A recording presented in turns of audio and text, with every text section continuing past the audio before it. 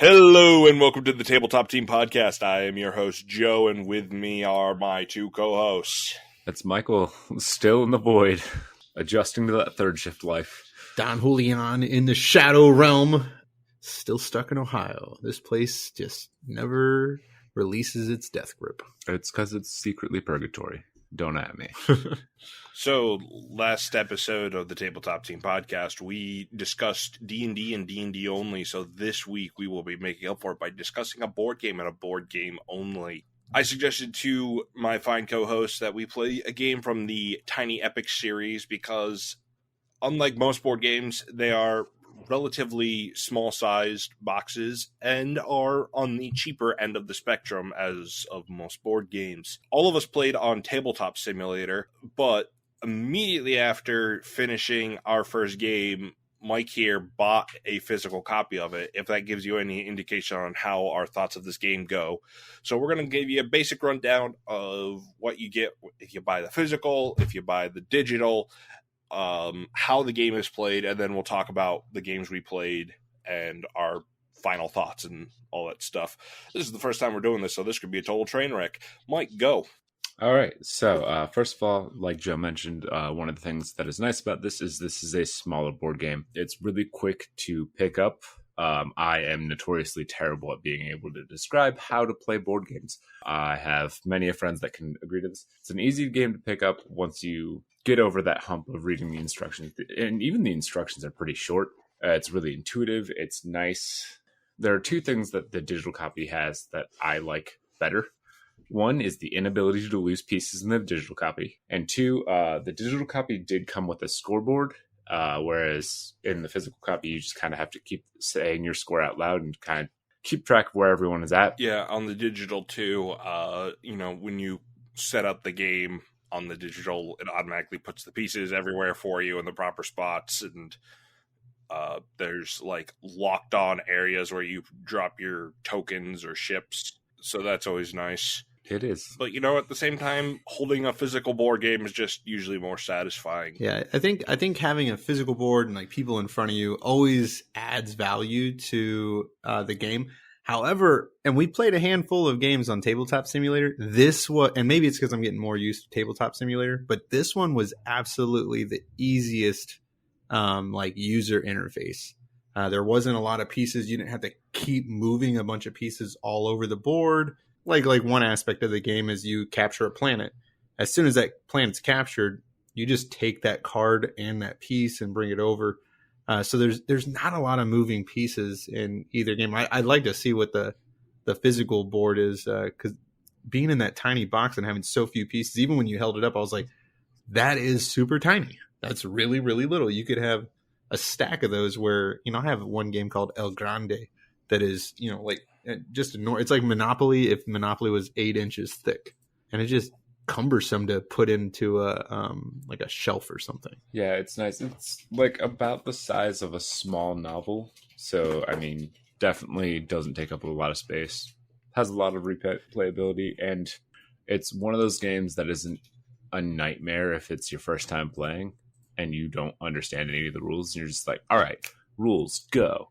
Yeah, I would agree with that big time, because we played with Joe. Me and Rothio, we played with Joe, who had already played, and Rothio and I hardly had any issues. Like, I know exactly where the issue I was having repeatedly is because I was not understanding that there was 2 resources and then also 2 things you harvest. Landing zones. Well, there's like you use what is it? The stonks or the economy? Yes, no, it's just stonks. Or you use, what is the other one that you use? Diplomacy. Diplomacy, yeah.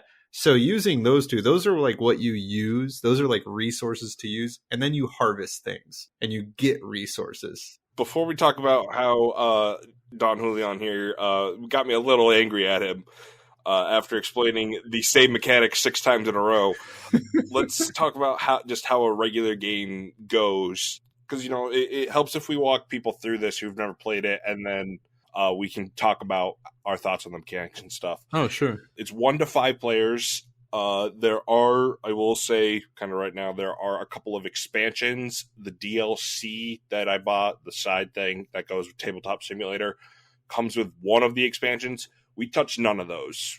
This is just the base game we play. Vanilla game only. Vanilla. Yep. There's a starting position. You draw a number of planet cards, 2 more than the number of players that are playing.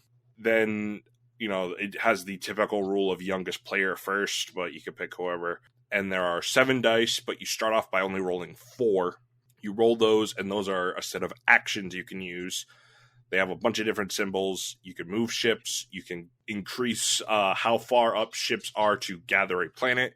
You can gather resources, and you can use a dice token to spend those resources to gain advantages, to increase your colony, which gives you more ships or more dice. And the goal is you collect planets and increase your colony to get bonus points, to get points to get to 21. One thing I keep forgetting is you also start off the game with a secret mission. Now, I thought about this a lot, and it's exactly like bonus stars from Super Mario Party, except you know what your aim is.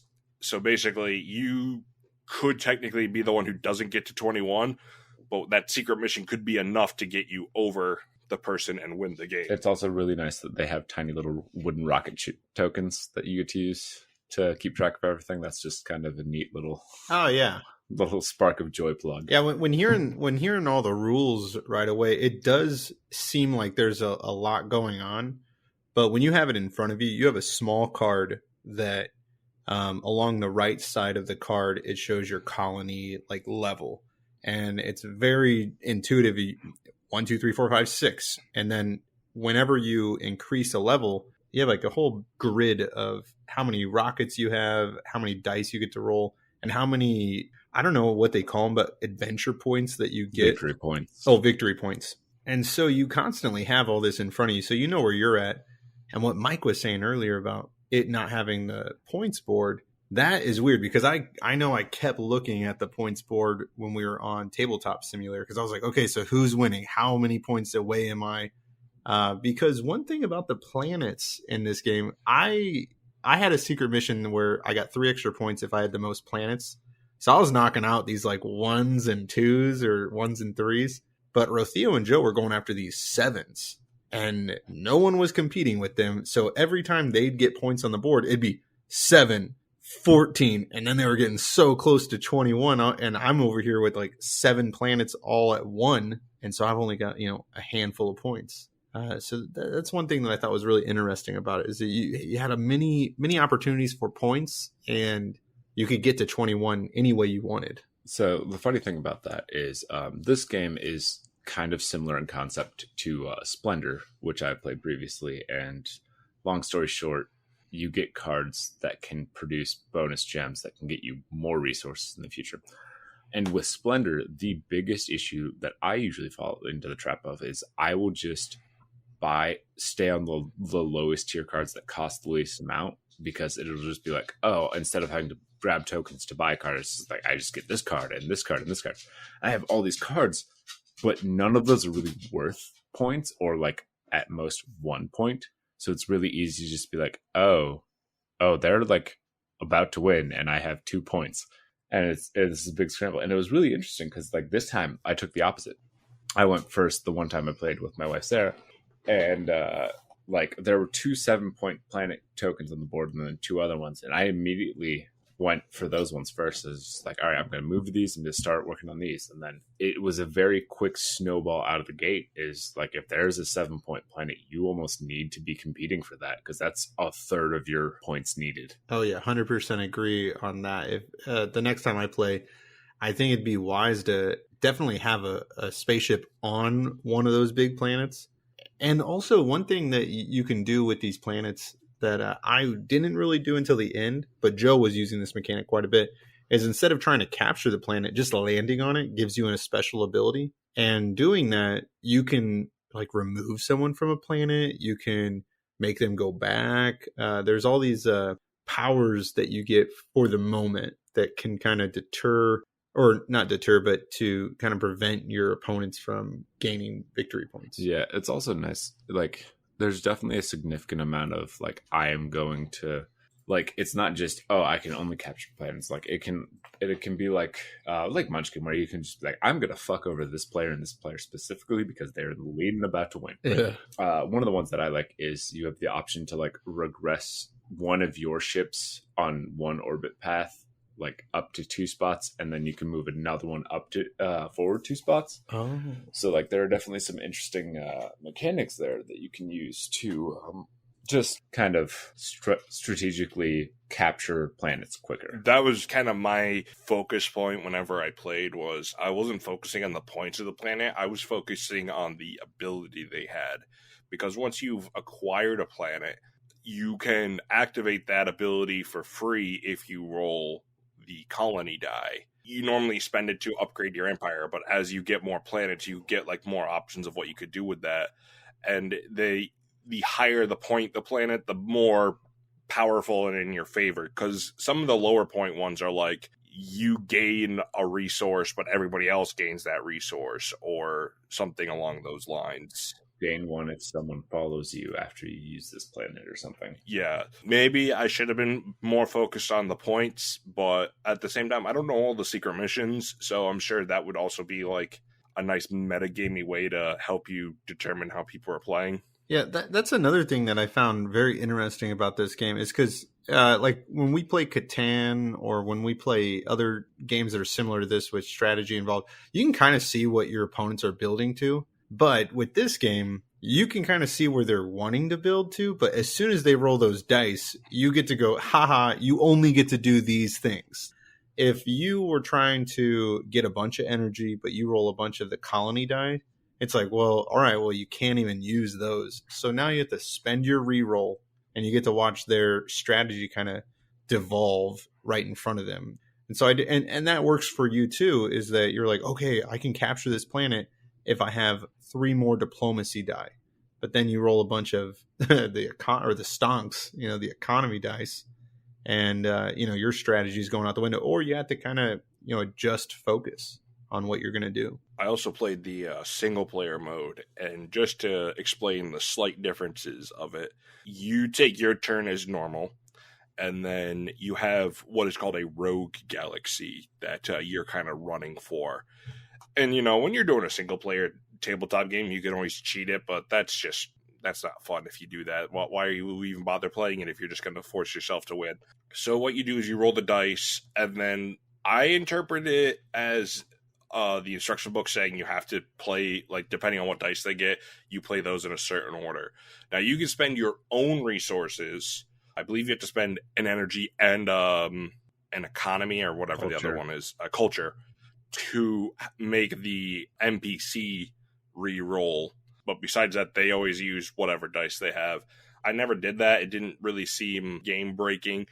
It was a very close game too between me and this fake player. But some benefits they gain is if they spend a diplomacy or a trade / stonks die, all the ships they have on planets go up. Not just one, where you normally pick. All of them go up. They also have a thing where, like, if they get a certain amount of energy, I believe it's like they max out on energy, their colony upgrades. Oh, and wow. then if they max out on diplomacy, culture, not diplomacy, I keep getting this mixed up. Culture. If they max out on culture, they get to roll 3 more dice and do that. Also, when they get a colony die, all the colors actually have different abilities. So I played against yellow, I believe, and as they level up, they do different things. So it's like the first one is I would lose an energy. The next one is they would gain 2 diplomacy. Next one is like all their ships go up 1. Next one is like all their ships go up 2 and mine go down 1. It like progressively gets harder. One thing I had to keep checking the rules is you don't do the past ones. You only do the one that they're on. And if they get to the point where they max out their empire, normally for you, that's just good. It's like you have all your dice, you have all your ships, and you get 8 points. For them, if they max out their empire, they win. No, I was going to say, I wonder if the different ones are like different levels, like medium or like difficulties. Or is it just straight, each one has different stuff? So I'm looking at the back of one of the benefits of having the game in front of me. I'm looking at the back of the blue one, which is called Artemis. And based off of this, like it's first starting is like you lose 1 energy. And then you upgrade it, so you lose 1 culture. And then once it gets to the second upgrade, it's Rogue steals 1 culture. So not only are you losing 1, they're also gaining it. Oh, man. Next one after that's regress 1 of your ships 1 space. And then when it's at 7, Rogue steals 2 resources of your choice. So those are at 7 turns or every time it upgrades to the colony? To level 7. So I can show you on the recording, but obviously podcast listeners cannot show me holding a card, which is probably for the best because I am a mess. No, actually, this is going to be our first video episode. Joseph, you fucking asshole. Didn't tell me beforehand. We're going to have to censor so much stuff. We usually do this podcast in the nude. I mean, who doesn't? By request. Specifically, it's only going to show Cobalt when he shows up on screen. Well, he's pouting in his little doggy bed. I'll start off with my single-player experience, and then we can go off into all of our different games and just kind of talk about stories and what we thought, how we played the game and stuff. So my single-player experience was after Mike and I played, but before me and Don Julian did. It started off really good for me. Like, I was kind of zooming along, and then suddenly it is neck and neck. I am, like, I keep checking the rules, make sure I'm doing this right, and suddenly it is me and this colony that I have to play for, neck and neck, and I am so stressed out over my own game. And I'm just like, it came down to the point where I'm like, I need to win this round or I lose to this stupid NPC character. I lose to myself. I did win. Barely, and I believe I played fairly, but it was still so stressful to play by yourself. I never thought it'd be that way. But no, they built a really great game for single player, surprisingly. I recommend checking it out just for that. Yeah, I feel like the marks of a really good game, especially this quality, like where it's multiplayer, is if you can make it so it's single player as well. Because now anyone that really likes the game is able to play it on their own and then be like, hey, I play this game all the time. Like, I should get a group of people going. And like that's... I should get friends. Yeah, I should buy friends. Like, where do I get these? Story of adult life. Reminds me of I was walking downtown earlier and it was like some new cafe and it's just like, oh, we have coffee and beer and wine and friends. And I looked at my wife and just said, yes, I would like to order 2 friends, please. And can I get some to go? I need some at home. So the first game played by me and Mike on Tabletop Simulator. I should mention too, so the price conscious people. So Tabletop Simulator is a pretty cheap game by itself. It's $20 and it goes on sale regularly. And this DLC was only $5, and I believe the DLC goes on sale as regularly as Tabletop Simulator does. So it's really good price for those looking for a game. And only one person needs to own it. I mean, they have to host the game, but only one person needs to own it for everyone else to play it in your group of friends. Mike and I boot this game up, and we spend a good half hour trying to learn it because we are stupid. I just gave up and YouTubed it at like double speed and it's like, all right, I kind of got this. Let's go. It may have been because it was, 3 a.m. when we played or whatever. That had no ramifications towards our gameplay whatsoever. I don't know what you're talking about. I think it was just the idea of like having all of these weird symbols in front of you and trying to determine what they are and what they do. So we did watch a YouTube video to figure out what we were doing wrong. And like as soon as we got to like turn 2, I think we had a pretty good grasp on it like right away. It was a little overwhelming with all the symbols, but once you start playing it, it's like, oh, okay, this makes total sense. So yeah, me and Mike we just went back and forth, complaining about rules and trying to figure out who's winning as usual. It's definitely easier if you have at least one person who's played before. If you have 2 completely new people playing a completely new game, just trying to figure it out. And I am terrible at reading rule books and just like understanding. I will never get it until I do it. I physically have to do it. I can understand the concept 100,000 times, like 100 ways to do it, but until I do it, I do not know how to do it. It's like the easiest rule book too. Like it is not a big rule book. It's like 3 pages. Also, this is just like a personal gripe I have against Tabletop Simulator, but like it was also difficult for me because one, I was playing upside down and I had to constantly rotate the camera. So the fact that it's not inherently programmed to just like auto rotate the camera, so you are looking at it like facing you. It's kind of frustrating. And then also, I just don't play Tabletop Simulator. So it was like, oh, let me remember how to play Tabletop Simulator while also trying to learn a new game. What could possibly go wrong? I think we spent like a good 15 minutes just struggling, like I did, to just get my card, like just a single card as opposed to the whole deck. And then grabbing also the whole deck. You're like, what am I doing differently from you? You were so mad at that. Like trying to get the rocket ship to land laying down instead of just like face up, or just rotated on its nose face up. It's like, no, I want you to lay down because I'm orbiting the planet. Like, just let me do this. I think it's funny that because Rothio had the same thing going on where she was like, I'm trying to make it like land. And me, I never paid attention to that one bit. I was struggling with the symbols. And I think when we played it on Tabletop Simulator, Joe, he probably because it was such a struggle, like rotating around, you put me and Rothio like right there. We're all on the same side. And I thought that I can't even think about it in my head of how much more difficult that'd be like any other way. I mean, I could always rotate the camera, but it was one of those things where I was like constantly rotating and rotating back, and because that would just be like a perception, like, oh, I was just looking at it was on the left, oh, now it's on the right. That would be so confusing. Yeah, what I did is what you can do. This is tips for anyone who wants to play this. Is you right click the board that you want, and it'll say like it'll pull up a little pop up menu. You open the toggles. There's one that's on lock. You unlock that, then you can pick up the board, move it around, set it up in a better orientation, and then relock it so it doesn't go anywhere. I wish I thought of that when me and Mike were playing, because it would have made him less complaining. I still enjoy the game. Like, don't get me wrong. It's just that's how good the game is. Yeah.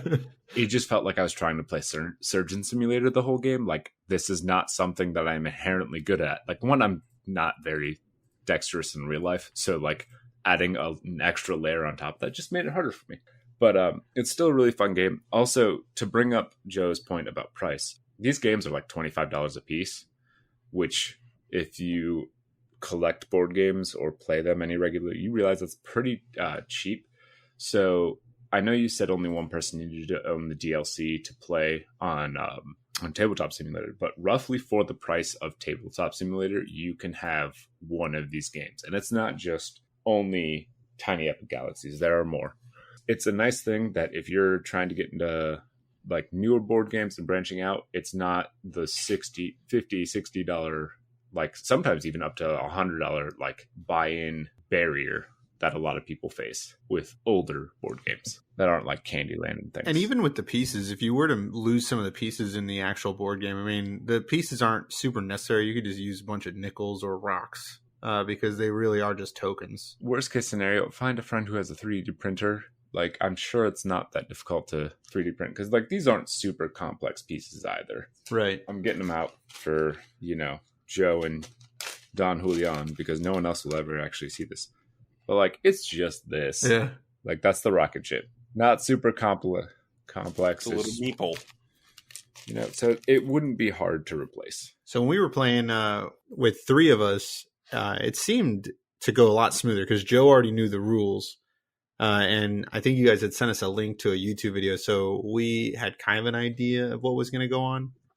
And it didn't take us too long to get into it. But once we did get into it, I could see everyone was sitting there. Well, I guess it was just me and Rothio were sitting next to each other. I could watch the wheels turn in her little brain, trying to, strategize. I don't know if Joe, did we have it on video? I can't remember what we were doing, but no, but I could see you two thinking real hard from the outside your window. Oh, right. I forgot you have that little room. But anyway, but no, so it was like everyone's turn. It would get like kind of quiet because everyone's like processing what it is. Because when other people are going, you have the culture token that you can then do exactly what they do.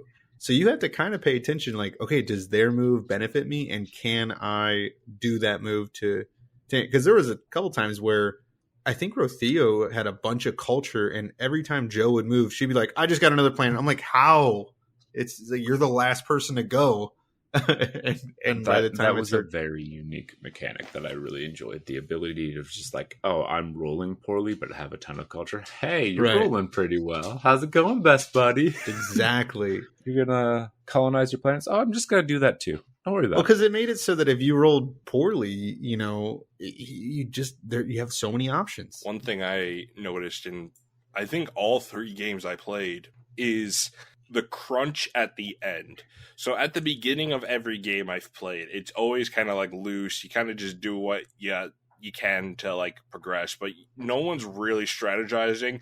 It's when you're at the end and everyone is like 3 points away from winning that everyone gets super serious and super quiet and like, how do I win this turn or lose the whole game? Like I noticed that in all 3 of the games I played, solo and with you two.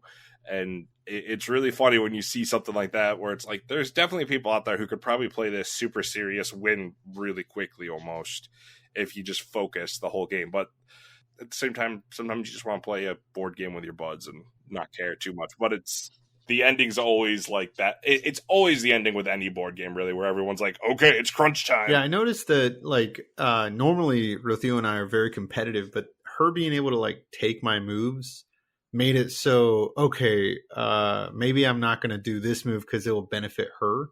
And then, like you were saying, when we were getting to the end, I was sitting there going, okay, I only need a couple points, but if I do these moves, she's going to do those moves too. And she did. And I had to use one of my abilities that would regress her.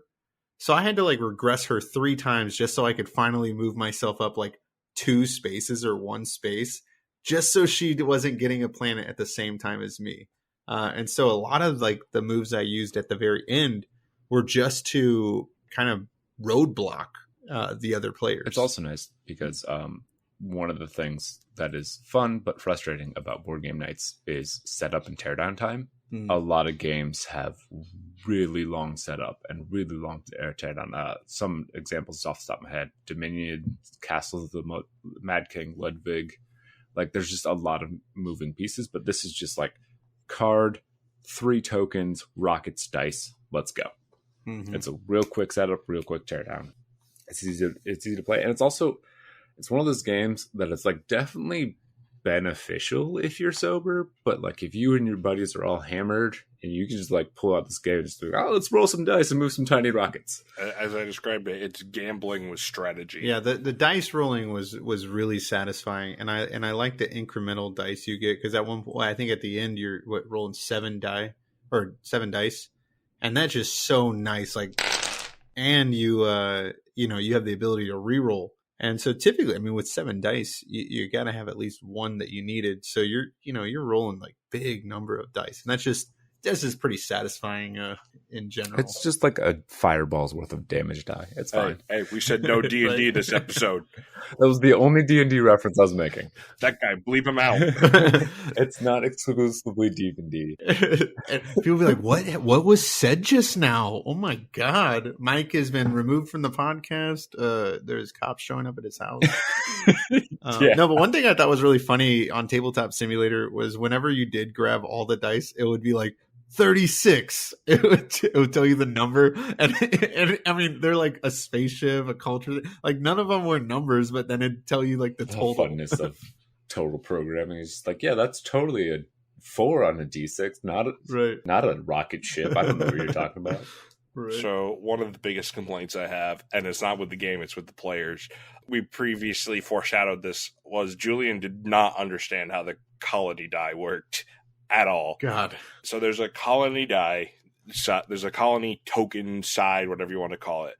And when you use that, the primary use for it is upgrading your empire. Every single galaxy you have, that's what you do. You spend the increasing amount of resources. Yeah. So, you spend 3 energy or 3 culture to increase your galaxy. Not only did Julian have a hard time grasping that concept, but he also failed to understand how you could use the abilities on the other planets. Now, for his credit, somebody had planets with other token symbols on them. So he assumed you had to spend those.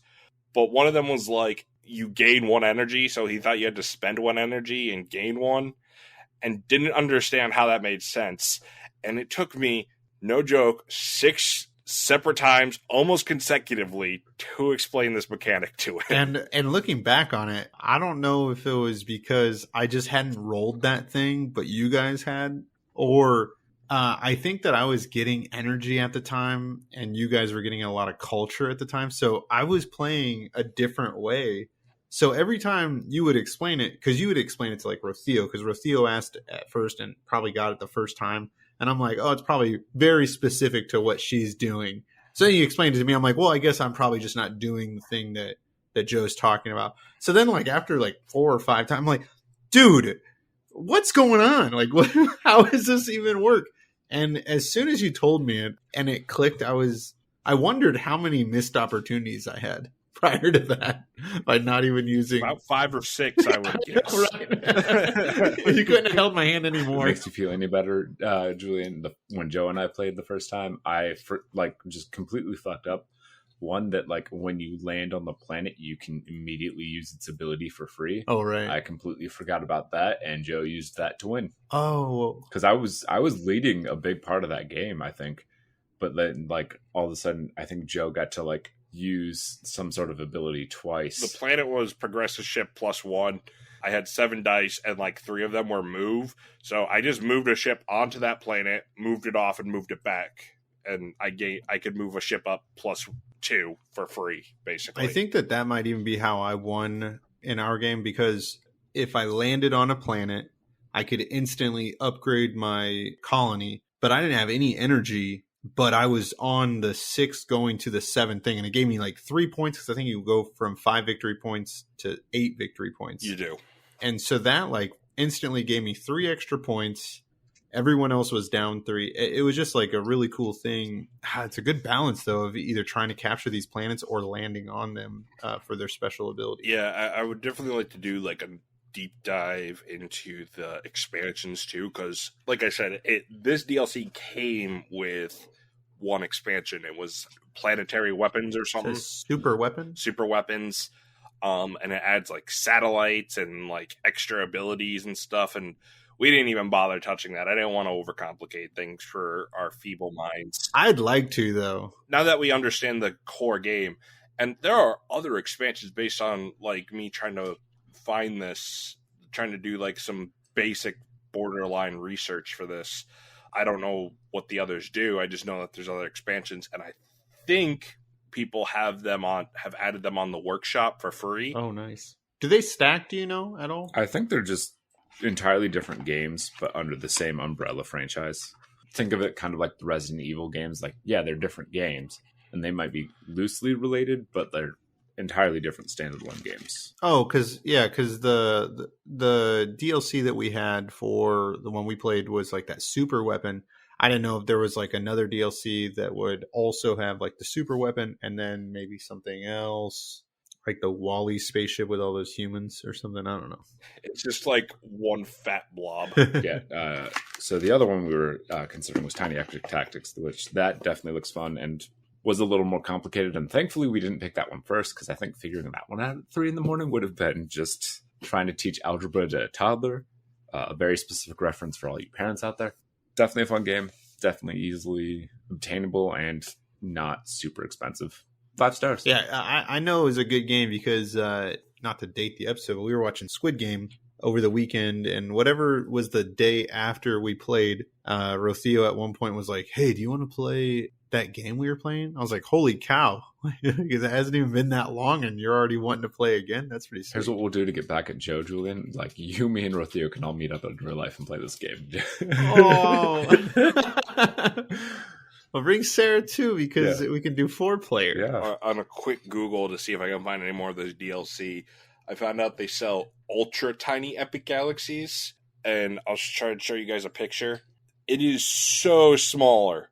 Size-wise, great, but it looks like a pain in the butt to deal with when it gets that small. Is this a game for ants? It also looks like one of those, like, you drop a piece, that piece is gone. Just don't even worry about finding it. You'll find it 6 months later because you're walking through your kitchen barefoot at like 2 a.m. and you're gonna fell in the grout, and you're gonna step on it, and you are going to hate Everything in that world. Yeah, you'll have to kill a child. I mean, you'll have to remove an impaled piece of wood from your foot. That's for sure. No tetanus, though. This is a very sanitary game. I mean, there's still bacteria. Oh, yeah, you might be right. It still get infected. Great. We're not safe at all. I was actually just listening to a podcast last night, and they brought up the whole fact that germ theory was a thing. I was like, oh my god, there was a time in real life when people didn't know about germs, and they just thought, oh, you have blood in your urine. It's because you got too much blood. You just gotta get rid of the excess blood. I'll tell you this, man. And this is so far off topic, but exactly what you're saying. The first doctor to ever tell someone, hey, I think we should be washing our hands in between patients, was ridiculed and had his license removed.